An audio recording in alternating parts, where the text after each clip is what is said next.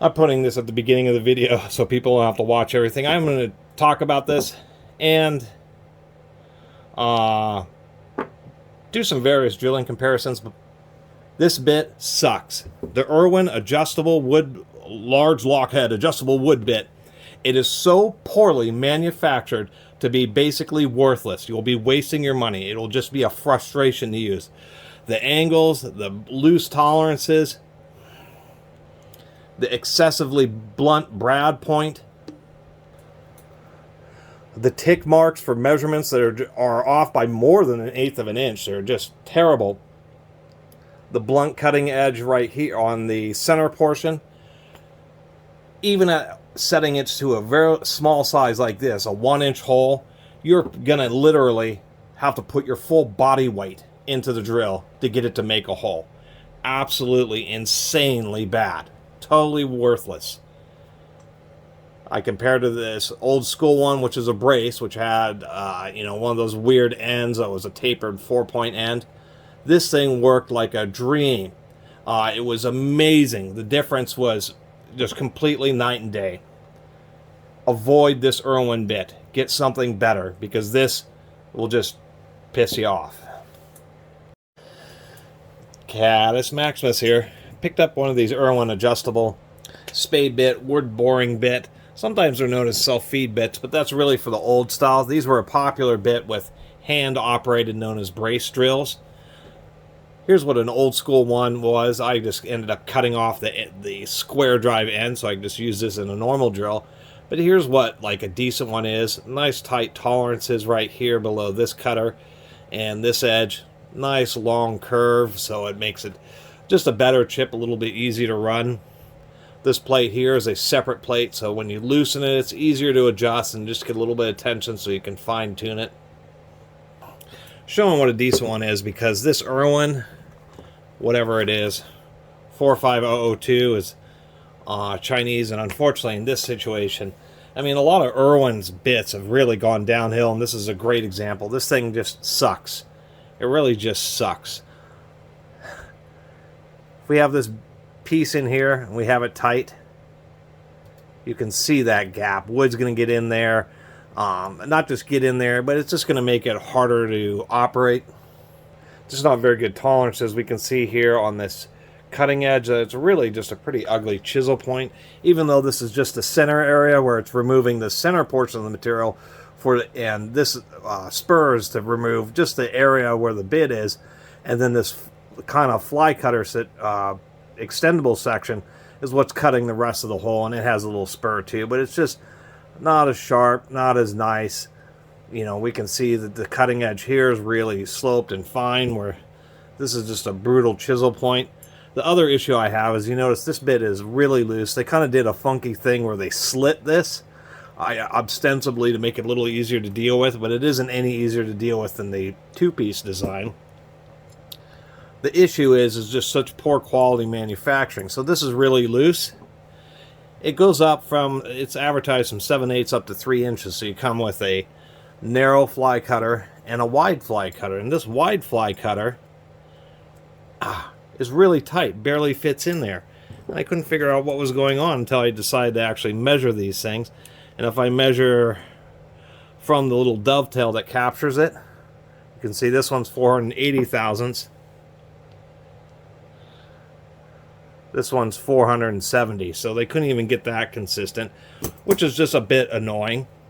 Anyway, how these work and how you actually end up adjusting them is you get the little cutter in there.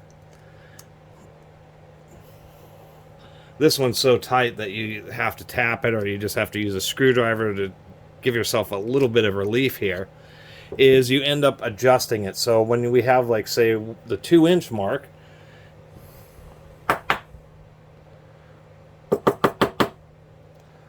try to tap that right where, actually I got that pretty darn close. This is a fly cutter, so it'll be 2 inches. So if we measure it, it should be 1 inch from the edge of the spur to the center of the bit, because of course it's cutting 1 inch on this side, and as it swings around it's cutting 1 inch on the other side, so an overall total of 2 inches.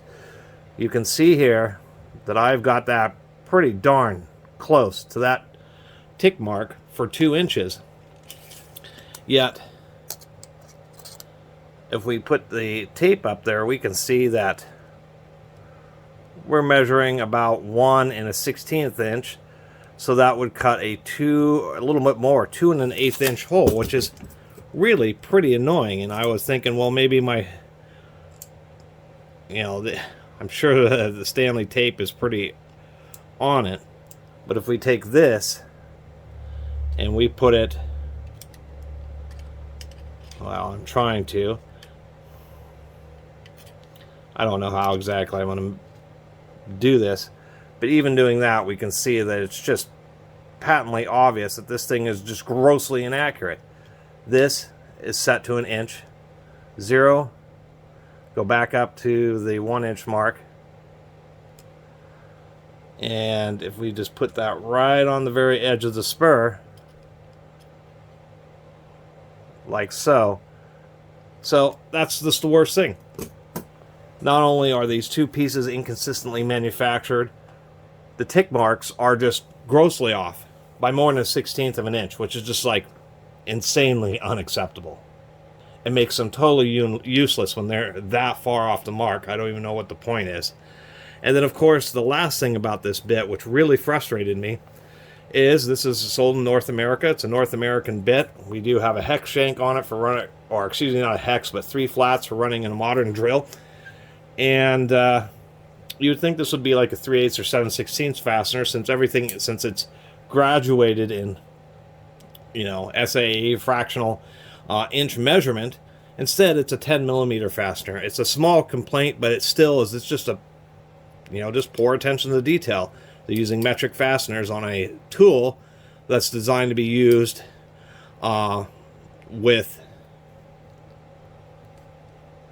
that measures in fractions. So you're mixing your units here, which is just really pretty annoying. The only thing I'll give them credit for is that it is a hex fastener, so it's easier to make sure that you get this plenty tight so you don't have to worry about this sliding back and forth.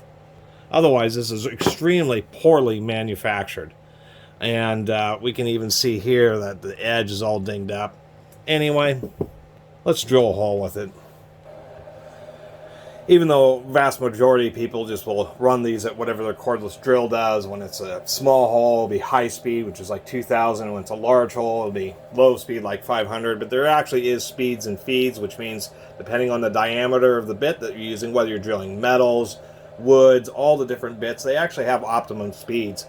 You don't want to run one of these bits too fast, because this little spur can end up overheating and losing its hardness, and ends up dulling just super duper fast.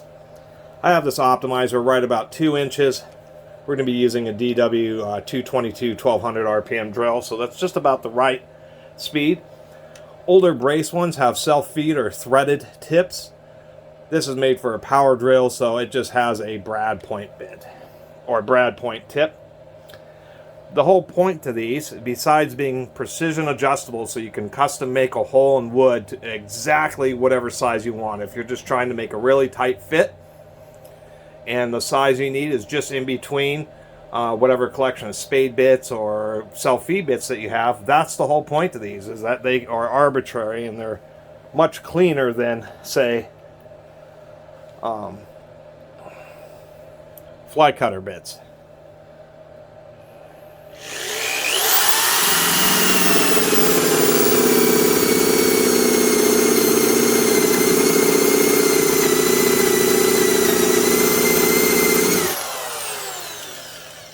We're getting some smoke, so you can see I'm still moving, and I'm having to press really hard. This bit sucks. That's the only way to put it. This bit totally sucks.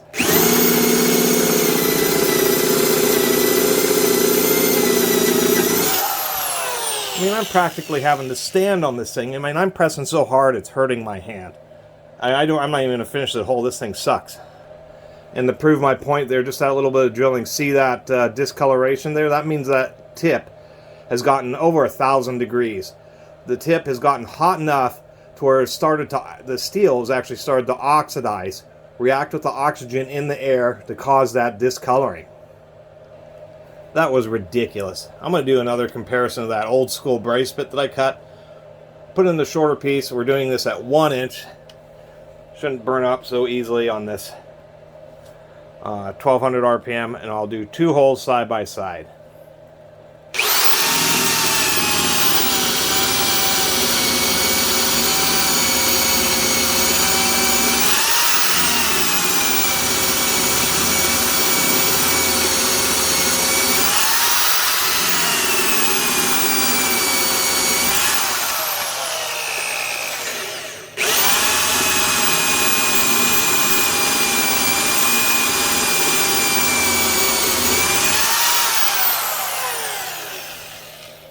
Ridiculous using this bit.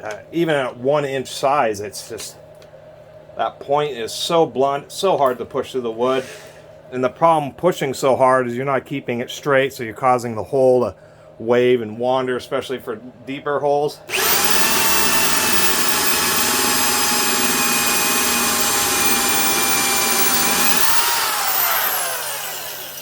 I'm not even bother finishing that. It just hurts to use this bit. Now I have the old school bit.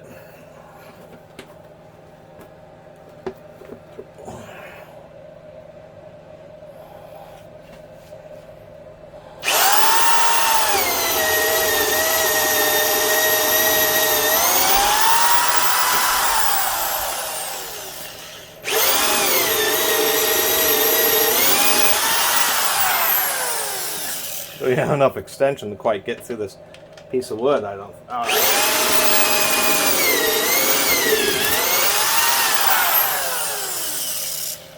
As you could tell, I went through. It's ridiculous, the difference. In this, the threads on this one are just torched. There are barely even any threads there from somebody's butchering against a bench grinder trying to sharpen it. But it's just the absolute massive difference between that Irwin and something that's actually halfway decent. The comparison of drilling between these two speaks for itself. I was pressing so hard on this, my hand hurt. I mean, literally almost to the point of having to put my foot on the back of the drill in order to get the darn thing to go through the wood. Where this thing worked like a dream. Catus, Maximus out.